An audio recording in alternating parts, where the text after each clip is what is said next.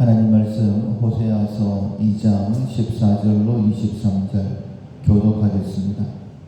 그러므로 보라, 내가 그를 타일러 거친 들로 데리고 가서 말로 위로하고 거기서 비로소 그의 포도원을 그에게 주고 악을 골짜기로 소망의 문을 삼아 주리니 그가 거기서 응대하기를 어렸을 때와 애굽 땅에서 올라오던 날과 같이 하리라. 여호와께서 이르시되 그날에 네가 나를 내 남편이라 일컫고 다시는 내 바알이라 일컫지 아니하리라. 내가 바알들의 이름을 그의 입에서 제거하여 다시는 그의 이름을 기억하여 부르는 일이 없게 하리라. 그날에는 내가 그들을 위하여 들짐승과 공중의 새와 땅의 곤충과 더불어 언약을 맺으며 또 이 땅에서 활과 칼을 꺾어 전쟁을 없이 하고 그들로 평안히 눕게 하리라.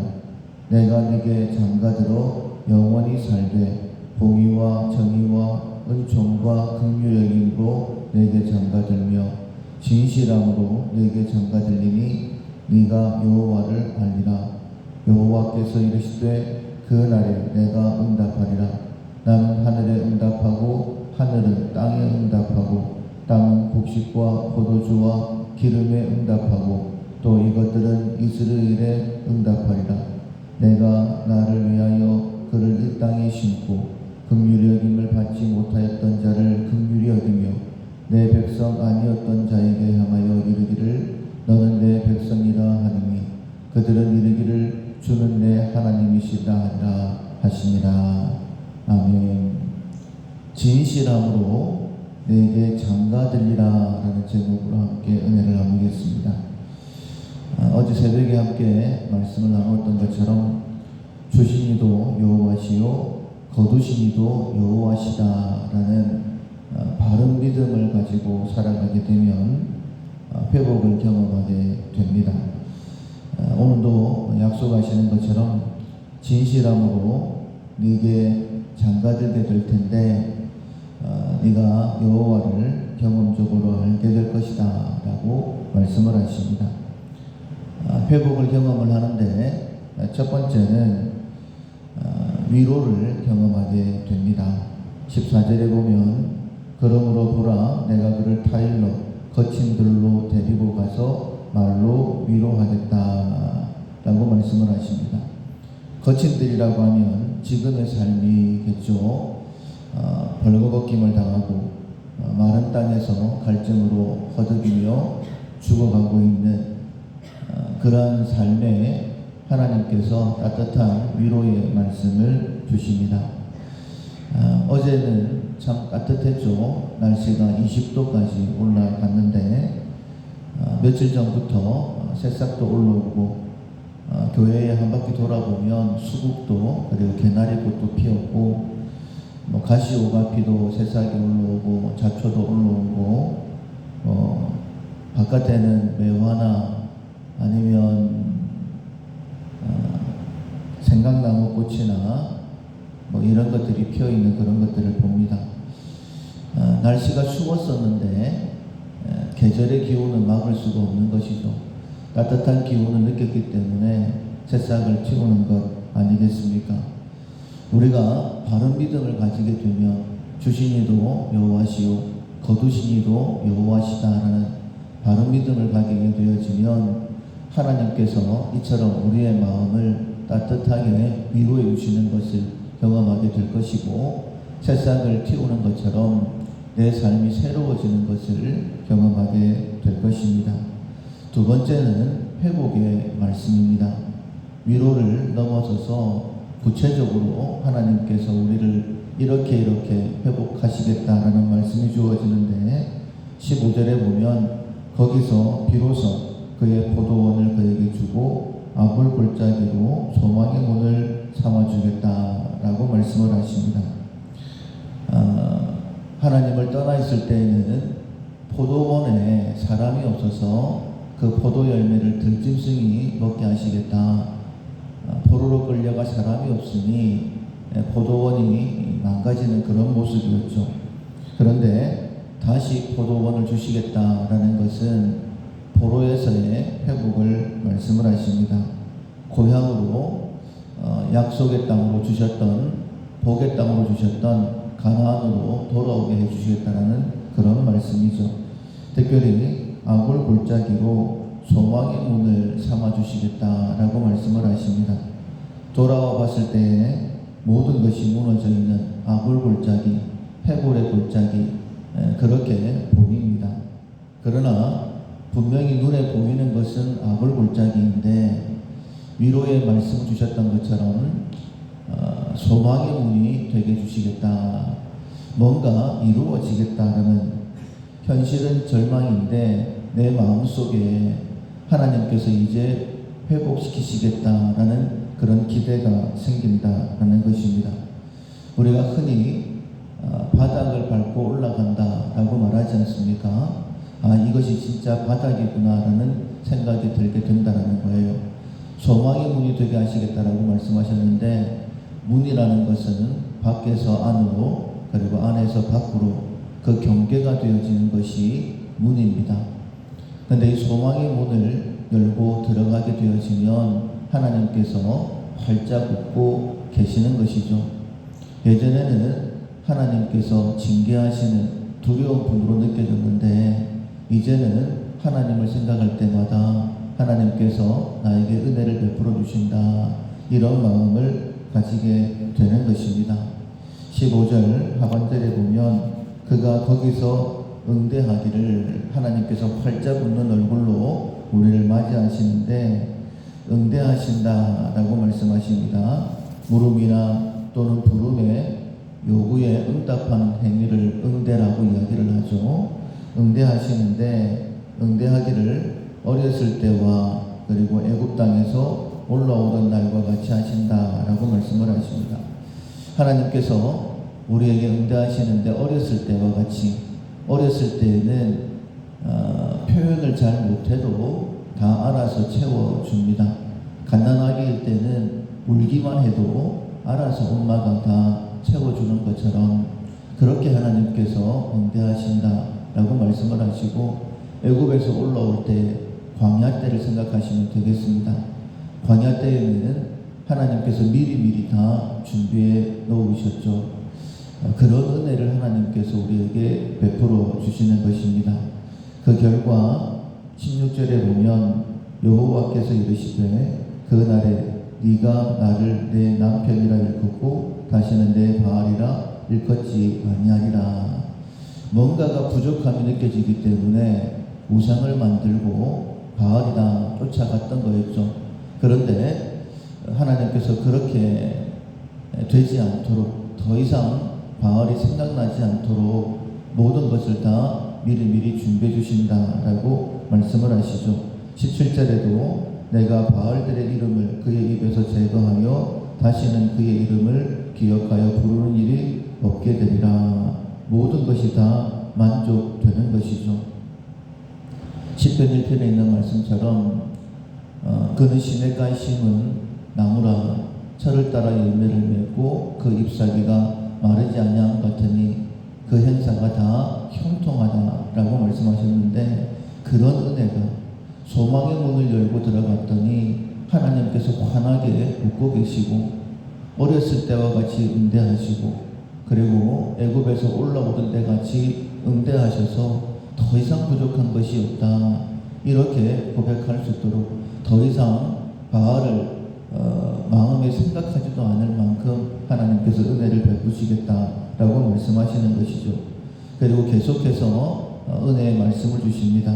18절에 그 날에는 내가 그들을 위하여 들짐승과 공중의 새와 땅의 곤충과 더불어 언약을 맺으며, 이 언약이라는 것은 브리트, 쪼개다라는 그런 의미를 가지고 있습니다. 우리가 잘 알고 있는 것처럼 고대의 언약을 맺을 때는 짐승을 둘로 쪼개어놓고 그 사이를 같이 지나가면서 죽음으로 언약을 맺는 것이었죠. 창세기 15장에도 보면 하나님께서 아브라함과 언약을 맺으실 때에 고기를 쪼개놓고 하나님의 임재를 상징하는 횃불이 지나가면서 하나님께서 반드시 죽음으로 이루시겠다라는 뜻을 보이셨던 것을 알고 있습니다. 하나님께서 이처럼 언약을 맺으시는데 무엇과 언약을 맺으시느냐? 우리를 위해서 들짐승과 공중의 새와 땅의 곤충과 더불어 언약을 맺으십니다. 들짐승들에게 말씀하시는 것이죠. 더 이상 괴롭히면 안 된다. 공중의 새에게 이스라엘의 곡식들은 절대 먹지 마라. 그리고 곤충들에게 사람은 해하지 마라. 이렇게 마치 에덴 동산처럼 더 이상 해함이 없는 그런 곳으로 하나님께서 우리의 삶을 만들어 주신다라고 말씀하시는 거예요. 뿐만 아니라 이 땅에서 활과 칼을 꺾어 전쟁을 없이 하고 그들로 평안히 눕게 하리라. 전쟁 때문에 내 자신을 보호하기 위해서 얼마나 많은 시간들을 다른 사람들과의 싸움에서 이기기 위해서, 도태되지 않기 위해서 얼마나 많이 수고합니다. 근데 하나님께서 우리의 삶을 안전하게 지키신다라는 거예요. 새콤이나 아니면 개를 통해서 우리의 삶을 지키는 것이 아니라, 보호하려고 하는 것이 아니라 하나님께서 우리의 삶을 안전하게 보호하신다라고 말씀을 하십니다. 이 모든 약속이 우리에게 주어지는 거예요.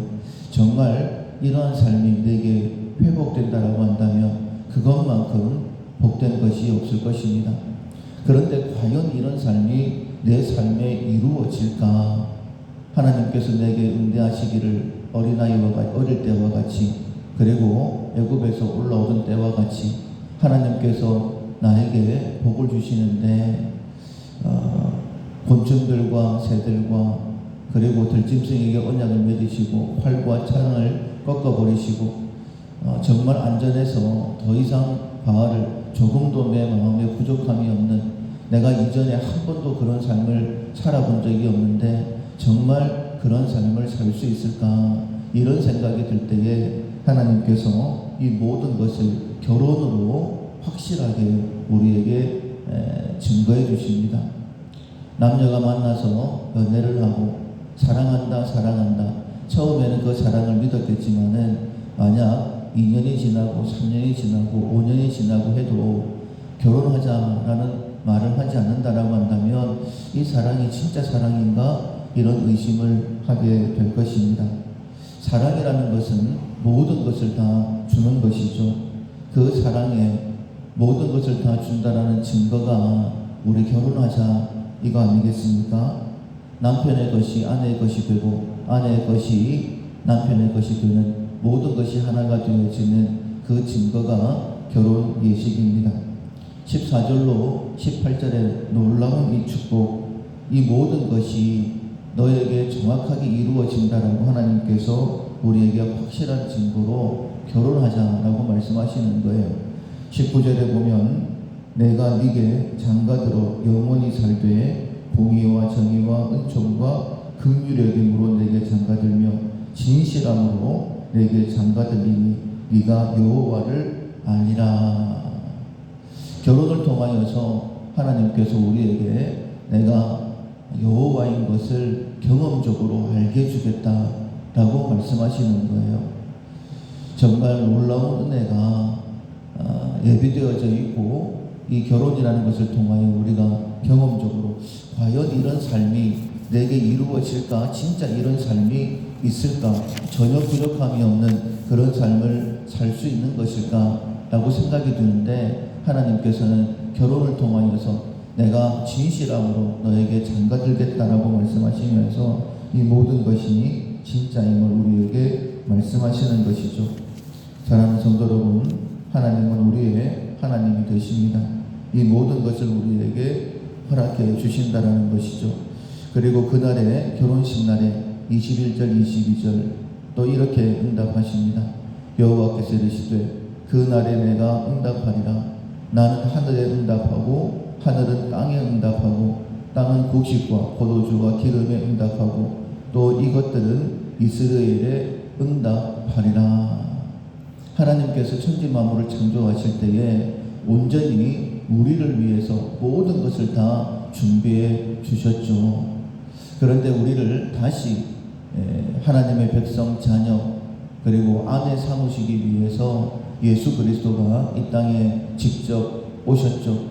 그리고 이 모든 약속의 말씀이 다 이루어졌다라고 선언하셨습니다. 천지 만물을 창조하실 때에 하나하나 우리를 다 위해 만드셨던 것처럼 하나님께서 우리의 기도에 응답하십니다. 그 응답이 하늘에 이루어지고 하늘은 땅에 이루어지고 땅은 곡식과 포도주와 기름에 내가 하는 모든 일에 하나님께서 다 응답해 주신다라고 말씀하시는 것이죠.